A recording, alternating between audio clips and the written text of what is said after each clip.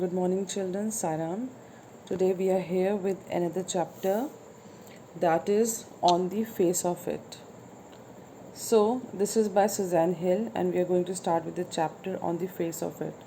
This chapter teaches us that how a person should be confident towards leading his life no matter what problems are there, what circumstances are there. We should always try to lead a good life with being positive and strong. So let's see.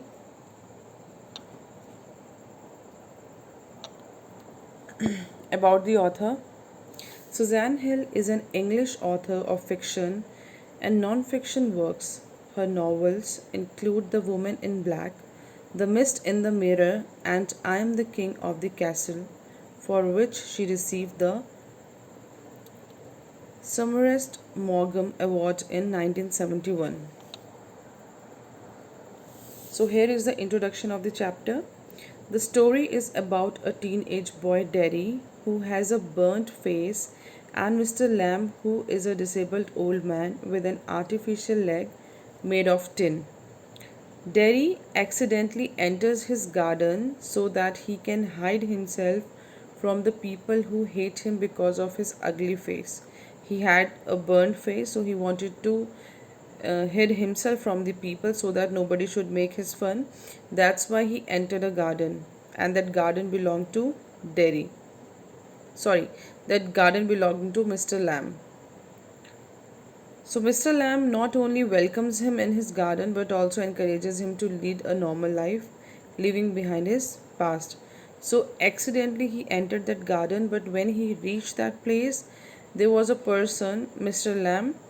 He helped him to overcome his fear, and he helped him to be optimistic, to be positive towards life. And what actually happened in the story, let's see that. So characters: Derry, a boy of 14 with a burnt face, looks ugly, loner, pessimistic, suffers from severe negative complexes, anger and frustration, withdrawn and introverted, low confidence, indulged in self pity, suspicious of the intent of others. So, children, when you will be having any kind of fear, or if you are having any kind of thing in your mind that you are not capable to do this thing or that, you will not be 100% confident. That is the thing we always have with us, being a human being. When we are not pretty sure about something, we will not be confident about that. So the same thing happened with Derry.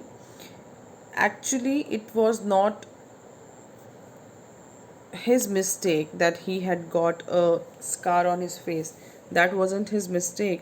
But still, he was not having that much confidence where he can deal with the people along with that scar on his face, that burnt mark on his face. So that's why he used to feel less confident. Other one is Mr. Lamb, an old man with a tin leg, lonely, craved for company and acceptance, jovial, optimistic, lover of nature, social, outgoing, tolerant, helpful, sensitive, independent, didn't mind children calling him lamely lamb or picking the crab apples. So on the other side, there was a man, Mr. Lamb. He was an old man, but he was positive towards life. Actually, they both were dealing with the same problem. They both were disabled, but on the uh, one side, that was Derry, he was less confident. He could not accept this thing. But on the other hand, Mr. Lamb was an old man who could accept everything about himself, and he was positive towards nature, and he used to think that whether he's having any disability, still he should be okay with leading a normal life. So that was his thinking. So how they both came together and how they exchanged their ideas, the chapter is all about it. So the summary of On the Face of It, let's see. On the Face of It summary, this is a play. Moreover, it is about the friendship between a young boy, Derry, and old man. Mr. Lamb Because of his facial scar, he is very upset and feels that people do not want to associate with him. So, to hide himself from people, he gets into the old man's garden but panics when he meets him. Mr. Lamb put him at ease and advised him to accept life as it comes. Further, he has a more cheerful and optimistic approach to life. Also, he conveys Derry to live life to the fullest and avoid bitterness. He further advises him to accept life as it is. However, Derry was moved by Mr. Lamb's attitude and spirit. Besides, when Derry tries to come out of his shell, he met a great loss of the only person who makes friends with him. The story starts with a teenage boy Derry who enters a garden. Due to an accident when acid befell on his face and got burnt on one side, he was afraid of facing people. That's why he has gone there to hide. Because other people tease him for having such a face, upon entering the garden he finds someone already present there.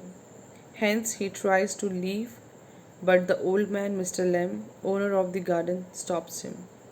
So, as he was not having that much confidence that he can face the people, because people used to tease him for having a burnt mark on his face, and that's why he just wanted to leave everything and he just wanted to hide himself, because he was in a kind of terror, in a kind of fear, and he was not at all confident about it. That's why he wanted to hide himself, and that's why he entered one of the garden where he was not knowing who is the owner and to whom that house or the garden belong. But when he entered and he saw somebody is already present there, then he decided to leave that place. But there was an old man, that was Mr. Lamb, who stopped him. Not arriving without permission, Derry feels guilty. However, Mr. Lamb welcomes him with his garden and tells him not to leave just because of his presence. People don't like his face, that's what Derry thinks, and that's why he wants to leave. Then again Mr. Lamb asks him to stay there. After that, they start having a conversation that how no one liked Derry and how he hates people behaving like this with him. Also, Mr. Lamb attempts to console him. Mr. Lamb states to him that he has a tin leg and how kids make fun of him. Yet he enjoys his life to the fullest. Their conversation went on and revealed various things about Derry's fear, hatred, and depression about being in such a condition. Also, Mr. Lamb keeps on telling him to think about the positive things. Before long, they became friends, and Mr. Lamb asked Derry to assist him in plucking the crab apples of his garden. Derry stated to him that he had come too far from his home and hadn't told anything about this to his mother. So Mr. Lamb asked him to take permission from the mother, but Derry finds it difficult, and this leads to a small argument between both of them. Eventually, Derry agrees and tells Mr. Lamb that he would come back after asking permission from his mother. However, his mother does not want him to go, but he came back to fulfill his promise. So it's a very nice story where it tells us that how two people, those who were disabled, came together but with different mindset, different thinking, different thoughts, and how one out of that helped the other one so that they can lead a normal life and they can live to it fullest. In the meantime, Mr. Lamb climbs a ladder on his own to pluck the crab apples, as he was sure that Derry would not return. Moreover, because of his disability, it was difficult for him to climb, so he slips from the ladder and dies. On the other hand, Derry returns to the garden to help him, but on entering the garden, he sees him lying on the floor. Further, he attempts to move him but didn't get any response from him. In the end, he came to know that he is dead and starts crying. So that was a very short period of time where one day Derry entered a garden where he wanted to hide himself from the people who used to tease him. And there he found one old man who welcomes him to his house. And he was so much optimistic that he tried to change the mindset of Derry, and he helped him to some extent. And then, when Mr. Lamb asked him that he can assist him to pluck the apples or to help him in his work, then Derry, initially he was not, in sure that whether his mother is going to send him or not, but he said, okay, that I'm going to return, let me take permission from my mother. But Mr. Lamb wasn't sure, so he started doing the work himself, and because of that he just fell off the ladder, and due to that he died. So when Derry returned, he saw the man lying on the on the ground on the garden. And when he noticed that he's not responding, Derry felt very bad and he started crying. So children, the thing is that we are not sure that when we are going to die. See, some things are there, they are not in our hands, like taking birth or dying, it's not in our hands. But how to live a life, it is in our hands. We cannot be sure when we are going to take birth, we cannot be sure when we are going to die, but we can be sure, and we are, I think, completely responsible for living the life the way we are living. So we should always try to live life as we want to live. We should not blame others for that. It is in our hands. If you are optimistic, if you're positive, if you are having so many dreams in your mind, if you want to fulfill them, just go ahead. Fulfill your dreams. Just go ahead. Live your life. Because this is the only thing that is in our hands. So we should cherish each and every moment of life, and we should live life to the fullest. So let's see the conclusion on the face of it. On the face of its summary, the writer wants to say that we should never feel shame on our appearance. Also, we should be positive and optimistic about ourselves. We should accept ourselves the way we are. We should never think that this is not good, that is not good, my hair are not nice, my eyes are not good, I am thin, I am fat, I am this, I am that. If we are going to stick to such things, we can never live our life properly. So, as the nature has made us, as the God has sent us, we should accept ourselves in the same way.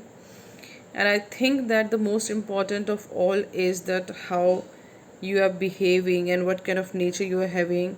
The looks are not going to stay with you forever, but the nature will. So I think we should never underestimate ourselves, and we should always be positive towards life. So this is the message of the story, and I hope you understood it. Give it a reading.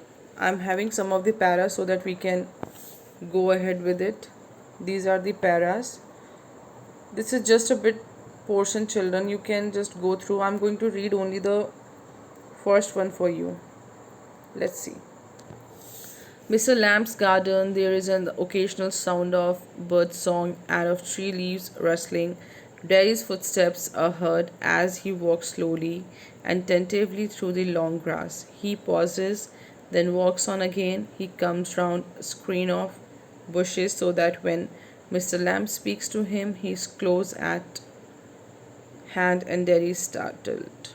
There are some of the words I think they're missing. Sorry for that. So this is the reading portion, children. You just go through the reading. This is just some of the paras. You can go through it properly. And this is the gist of the lesson where the main points are to be considered. You can go through them as well. Let's see.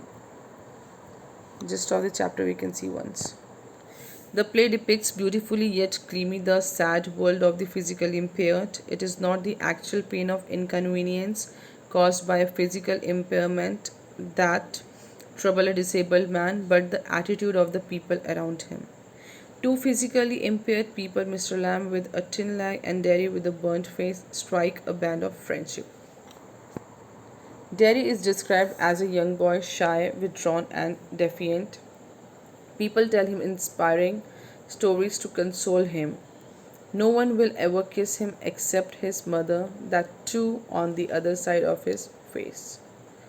Mentions about a woman telling that only a mother can love such a face. Mr. Lamb revives the almost dead feelings of Derry towards life.